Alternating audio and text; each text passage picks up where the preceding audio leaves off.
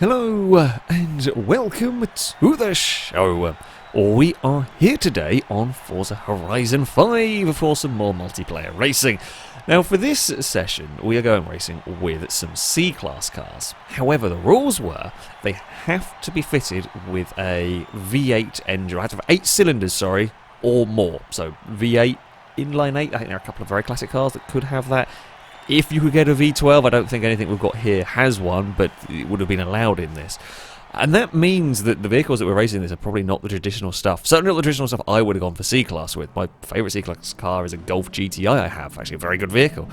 So we've got a lot of big heavyweight cars. I have gone a little bit of a different route on this one. I have the lightest car here in a Ford Deluxe Coupe, just under £2,500, and I have 200 horsepower. I'm on vintage race tyres as well, which means I will probably be the best handling car here. But I have I have a 1940s V8. I have a very, very old engine, and while it says it has 200 horsepower, it is supercharged. It's the most lethargic engine in the world. It feels like I have a lot less. I am going to suck down the straights, but I will have a lot more control than quite a few of the cars in here. I mean, you know, an El Camino, for example, has, 450 to start with, and it's very heavy. It'll weigh nearly twice the weight of mine, potentially. And I may have better tyres than it, but yeah, I will get off the line okay. I've got all right amount of traction, and because we're quite light, we can kind of get going, but we are going to suck top end. We should outhandle just about everything, though. I'm putting all my eggs in one basket here. Now, let's not forget, of course, these races, we tackle multiple surfaces. There is going to be some off-road stuff. There is an Impala that's on off-road race tyres. I mean, the X-Class is a choice and a half. The X-Class is the real odd one out here. Completely different to everything else, running by far and away the most modern vehicle. I mean, everything is pretty much 60s, I think, and older, with the exception of that Merc. We can have a dive to the inside of the utility set. I think the Impala that's on off-road race tyres is disconnected. Damn it, that was going to be an interesting one. I mean, you can see the level of grip we've got in this.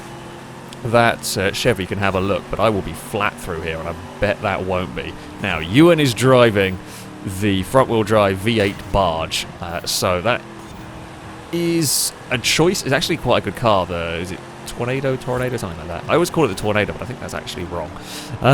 Regardless, Ewan has got a little bit of the oddball. I love that car is in this game, to be honest with you.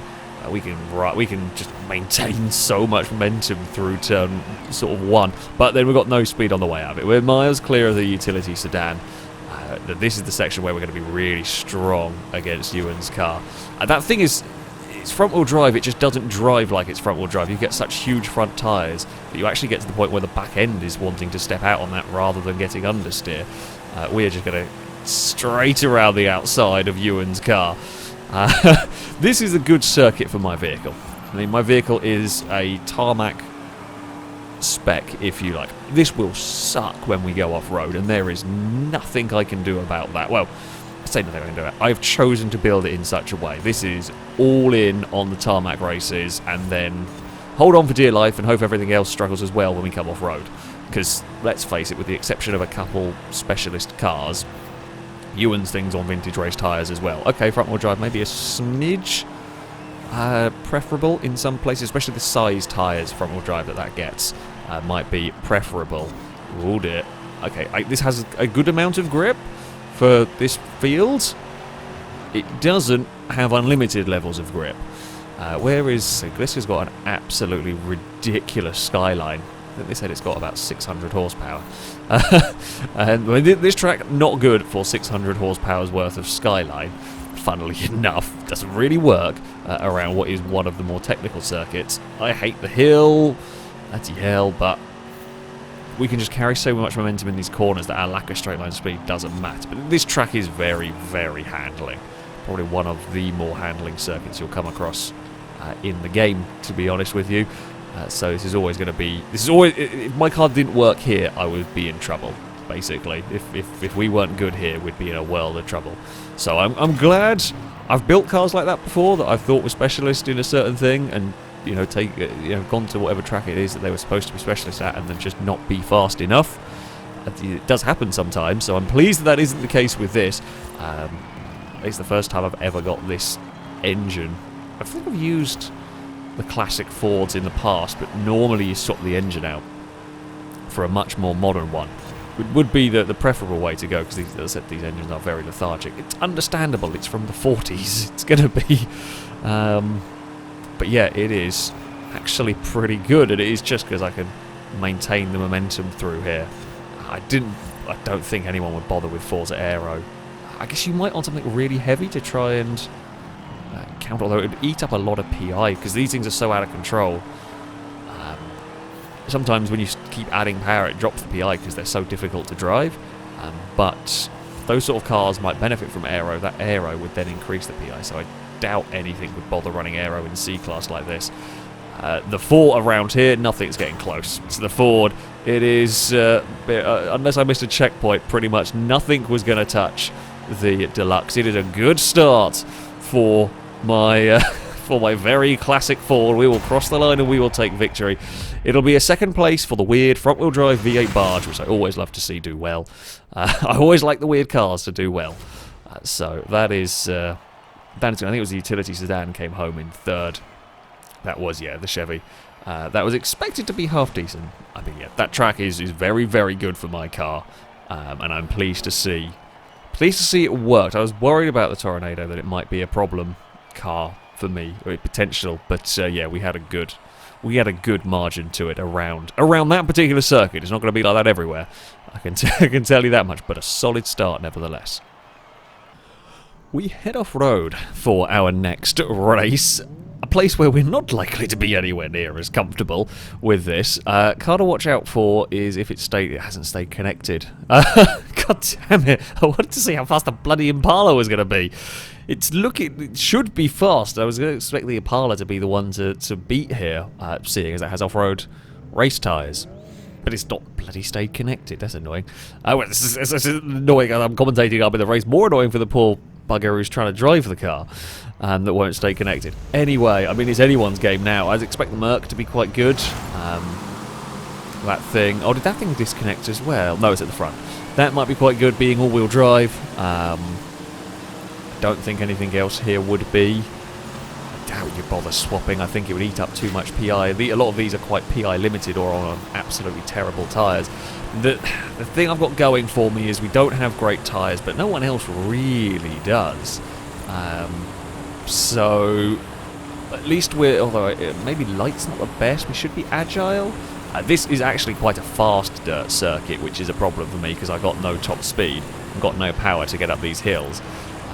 We're going to go wide through here. We'll be up against the wall. Couldn't find it. I tried to shoot for a gap. It wasn't really a gap that existed.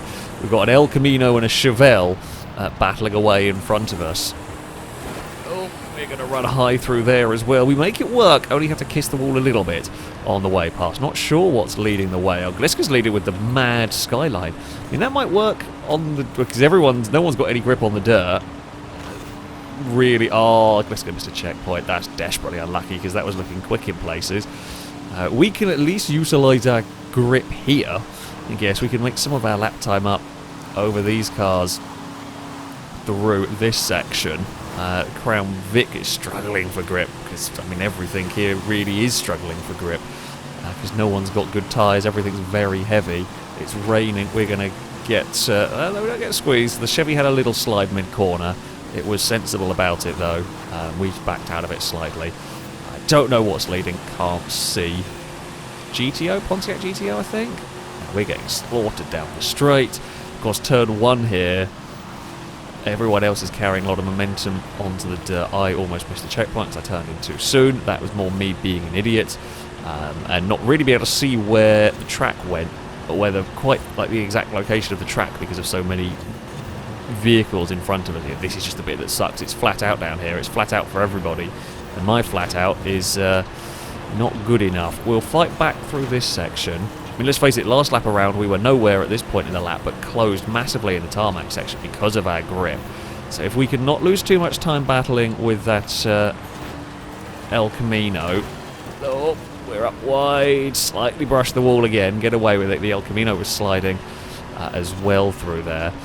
We know the Tornado is in a similar spec to us. however, has got a good start to this. We've carried a huge amount of momentum onto the tarmac. Can I shut the door on the Crown Vic? We can. You can have a look to the outside here, my friend. You're not going to make that one work.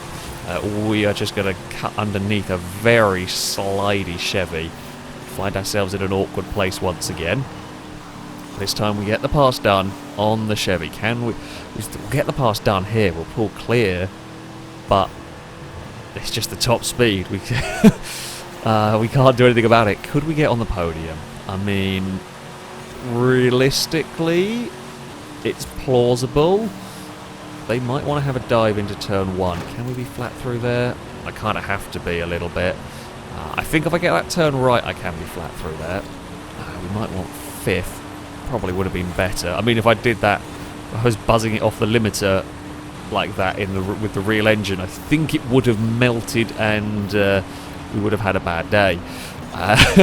Don't think the real 1940s engine would have liked being pinged at 5,500 RPM for any length of time somehow. Still side by side with the Chevy. We're going to run again wide through here. We'll make it work. Ewan's up to 2nd with that front-wheel drive machine. And I think our pace is good. We've not got the pace of the leader. I think that car is just a little too fast around here. That has got more speed. I don't know what tyres it's on. It might just be on bigger vintage rate. It's probably just the power. I feel like the tarmac section, we're probably, once again, the quickest car here. But we're just not good enough on that sort of from turn 1 up the hill is where we suck. I mean, we've really closed in on these two this lap around. It was helped by them having a fight. Draw alongside the Mercedes, but I'm not going to pass it because it will now put its power down and go. We're clear of the Chevy though. A podium's still viable here, I think. It's still viable, but helped by the fact that the Impala that probably should have been winning this disconnected on the way in. That was as close as I can get to that checkpoint. I knew we could take that section flat, and we have to, but that was literally as close to missing that checkpoint as I could have got away with. That was unbelievably lucky. The Merc's got power coming up the hill that we do not have. Even Ewan's Oldsmobile is struggling a little bit there. We're out wide. Oh, didn't realise that I got so close. It's not close enough to have a look, and I don't think it can carry the same speed through here as I can anyway. So even if it did, it might struggle. Yeah, it can't. We might get the Merc. I think Ewan's too far out of the way. We'll close, but we'd need a lot more time to pass Ewan.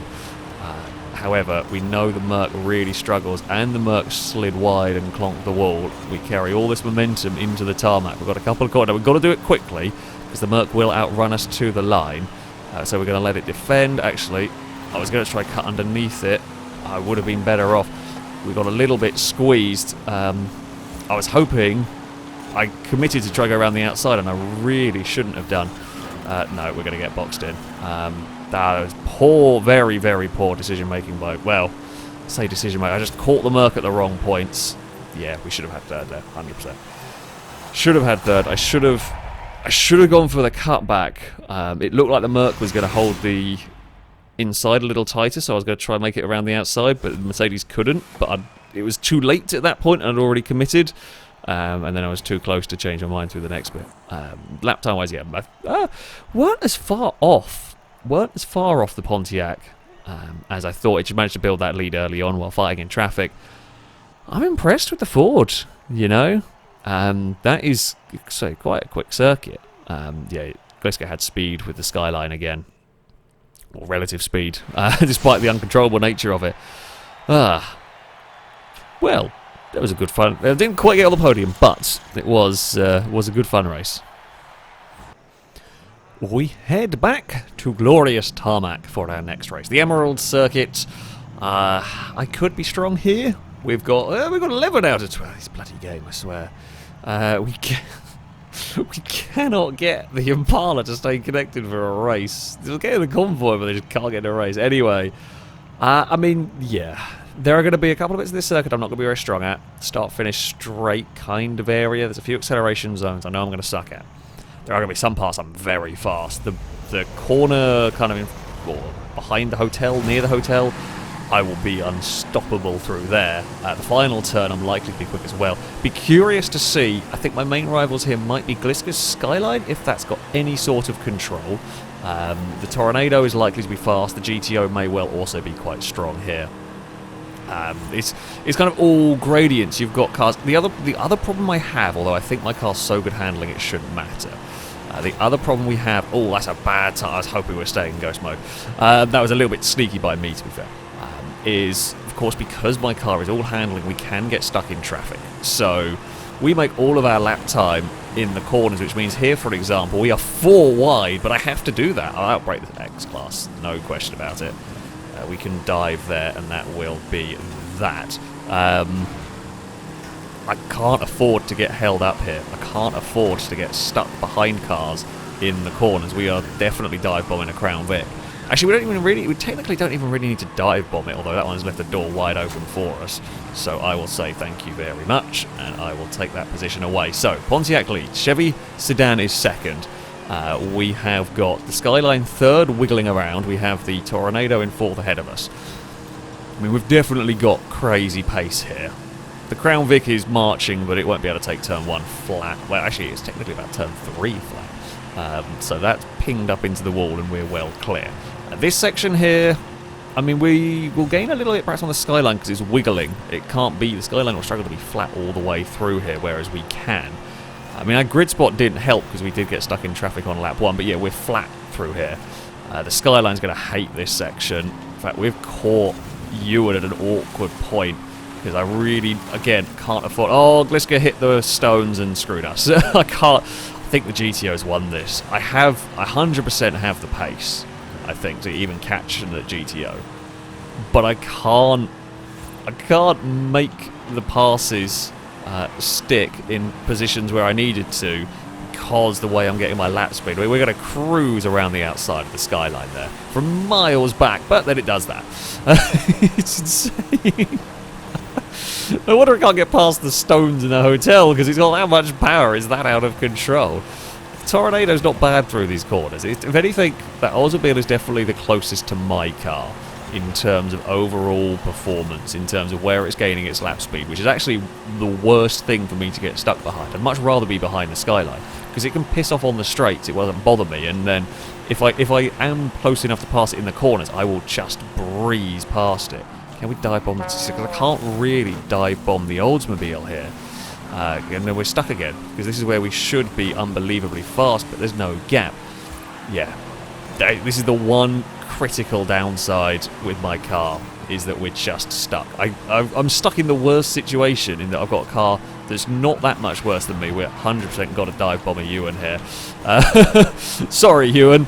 I would say it was a bit rude. We've got so much grip, we have to do that. Now, Gliska will come past us. I mean, third is the best we get here. Third is literally the best we can do. Gliska comes past sideways. We're going to run out of time. I think lap time-wise, Gliska is going to lose a lot of time going that sideways. I committed to the wrong side. That's very annoying. I mean, I didn't know where Gliska was going, and I committed to going wide. Gliska's not got a huge amount of control in that car. It is, yeah, very, very frustrating when we've got very much the fastest car. Well, I say that. I don't think I'll be able to tell because we won't have been having a clean lap anywhere. The good news is, with those two squabbling, Gliska slid wide. It won't actually matter for the run to the finish line. We will have a clean run because we can just barrel through the final turn. Yeah, it is the massive downside. When we're starting in bloody 10th on the grid or something, I don't know what more we can do from that one. We just got stuck in the worst case scenario, just the worst possible.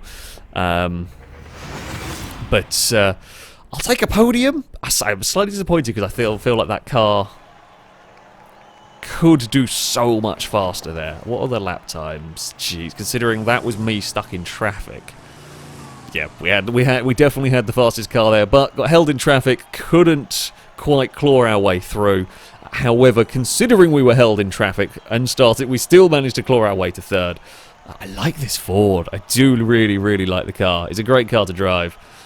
Just, yeah, we got unlucky with circumstances. We head to the Caldera Scramble for our next race. What is with the grid positions? Oh dear. Well, okay, we've got 11 out of 11. Unfortunately, the Impalas had to give up because it just won't start any races. So no one's... I don't know what's going to happen here. I feel like the Merc might be good. My car will be fast, but will hate the hill. The exit of turn 1, it won't be able to do that. We saw the Pontiac was quick on the previous off-road circuit. That one there, I mean, we were fast at the previous off-road to a degree because of the tarmac section. We could make up lap time. Here we don't have a tarmac section, so I think we can still make up lap time just in the corners. We're better in the corners than the likes of the El Camino and a fair few of these cars. The hill is going to hurt us. I know we're light, sure, that is helpful, but we're so down on power with quite a lethargic engine that the hill is just going to be some pain. We can carry momentum on the exit of that corner, which is a good thing at least, but it chugs its way up the hill. Ewan is leading the way. I do think that Merc may be a strong contender here.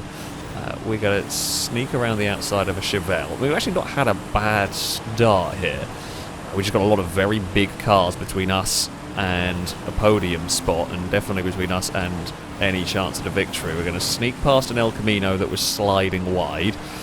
We've got to really pick and choose our gaps. The Crown Vic's going to slide wide as well. And we'll move our way up into 5th. The Merc's to the front of the pack, to be expected really. It's by far the best suited here. Ewan, I mean, is the Oldsmobile a realistic goal? Maybe. We're going to try run this around the top of turn 1. Yeah, I saw the Crown Vic coming. We've got a great run, got good momentum on the exit, but can't quite get there on the Chevy. The Ford's got the power up the hill, but it won't be able to maintain it through this corner very easily. So we will sneak past the Crown Vic. Hopefully we can sneak past the Chevy. Oh well, we got pinched in that. That's a little bit annoying. Crown Vic tried to make it 3 wide, and we were the ones that came off of that one a lot worse. This is the difficulty with my car, is that we'll return the favour. That was for the pinch earlier. Yeah, we've got good speed, but we've got a car that's difficult to race when everything outdrags you by this much. Like we're complete one extreme of this champion. I know it's like, don't get me wrong, it's fun building to one extreme. It is a good challenge. Building that one extreme, and it means that at places you will be completely untouchable, but it does also mean you can get infuriating races as well. I think Ewan might actually be a bit quicker around this track than I am, although we haven't had a clean lap yet, so if we can get a couple of clean laps now, we'll see what we can do lap time wise. The gap's already too big to really be able to do anything regardless. We get ourselves onto the podium, however, with the Deluxe as we sneak ourselves into a 3rd position here. We will be nicely through there, and we're well clear of the Pontiac. It just doesn't have the grip through these twisty sections. I know we probably lose a second, maybe a bit more even on the hill to something like that, for example, but we're gaining way more than that in the twists and turns. We'll see what we can do now. We've got no excuses. We've got a clean lap. I've overdriven turn 1 completely on my own. Come on. We can get up this hill. We know the other things are going to be coming with an awful amount of power. It looks like Ewan's not really got much. Ewan's not really got much of an answer to the Mercedes, and let's face it, that's to be expected. That's got all-wheel drive, and its tyres are way better than anything else the rest of us got. It's big, it's heavy, it's not very good on the tarmac stuff, but this is the one thing the Mercedes should be strong at. I mean, Ewan's put up a good fight up there with that front-wheel drive beast. Sadly, yeah, I've not got the pace of those two. I mean, we made a small error out of turn 1, and that wouldn't have cost us very much lap time, and Ewan has pulled away. I mean, this does better off-road than it has any right to. On full race suspension, it is completely slammed to the floor. That will not help it either. The vintage race tyres aren't bad. They're pretty good overall tyres. Of course, they're not what you specifically want for this sort of terrain, but they're not completely useless. But you're expecting other better options out there. But it works. I mean, we were talking, well, everyone connected before this about certainly the difficulties building something for C-Class, getting something that works everywhere. You can't really get something that works everywhere. You're going to compromise somewhere. I mean, I'm okay with this compromise as far as a car goes. Like, this should be its worst track here, and we're running in a comfortable third. If the worst track for your car, it is still the worst sort of environment for your car is still able to run that high up. That's a pretty good car. Maybe it might be worse at be worse at drag races and stuff. But when we're talking circuit racing, the sort that evolved in this sort of event, if it can still run in third, and that wasn't a lucked third, that was a on pace third. Yeah, we're down on the X class. The Tornado is a bit faster than us, about second, but we are clear of the rest of the pack. So, yeah, that's. I said that surprised me off-road. On the tarmac, I knew it should be good. It was built specifically for that. But that off-road performance is way better than I thought it would ever be. We head back to a tarmac circuit for our final race. Game, you've put me on pole. I like this. Of all the tarmac tracks, though, this is the one that is probably the least suited to my car. We will be very fast in one section and then very slow through the next. Kind of, once we get out of the penultimate corner, all the way to the final turn, all the way down to turn 1, and kind of the braking zone for whatever corner number you want to call it, the next time you get on the brakes. Actually, I guess we might not be too bad. You see, I'm used to driving fairly high grip cars, but not many of these vehicles are going to be flat through turn 1. I will be, no doubt about it. So we might not lose as much time as I fear down here. This could be a good track for the Pontiac. It could be a good track for Gliska if the Skyline will stay in control. But that is a huge if. I mean, you can see we started on pole and we are already back in the mid-pack, although we're still in ghost mode. We made the most of that one to be sneaky. So yeah, I mean, we'll be quick through that corner as ever. Where we are going to now be very fast is here. This part of the track we're going to be phenomenally quick at. However, we've got a lot of cars in our way, so I will struggle to really utilise my speed because, well, there's a Charger struggling for grip, there's a utility sedan in the way.